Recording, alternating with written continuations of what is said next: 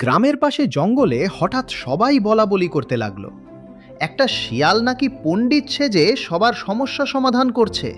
সে নাকি বলে, আমি সব জানি, যার সমস্যা আছে আমার কাছে আসো। একদিন এক কৃষক কাঁদতে কাঁদতে বলল, আমার মুরগিগুলো হারিয়ে যাচ্ছে। সবাই ভাবল শিয়াল পণ্ডিত নাকি সাহায্য করবে, কিন্তু তালহার সন্দেহ হলো। সে বলল, চলো দেখি আসলেই পণ্ডিত নাকি চালাক চোর। রাতে তালহা আর সবুজ লুকিয়ে রইল জঙ্গলে। হঠাৎ তারা দেখে শিয়ালটা পণ্ডিতের মতো গামছা পরে মন্ত্র পড়ার ভান করছে। আর একটু পরেই সে চুপি চুপি মুরগির খামারে ঢুকে মুরগি নিয়ে পালাতে যাচ্ছে। তালহা চিৎকার করে উঠল, এই যে পণ্ডিত, মন্ত্র না, চুরি করছো।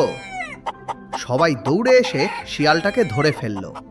তালহা হেসে বলল, যে বেশি জ্ঞান দেখায় সেই বেশি ঠকায়। তো বন্ধুরা, তালহার জন্য কি একটি লাইক হবে না? আর তুমি হলে কি করতে?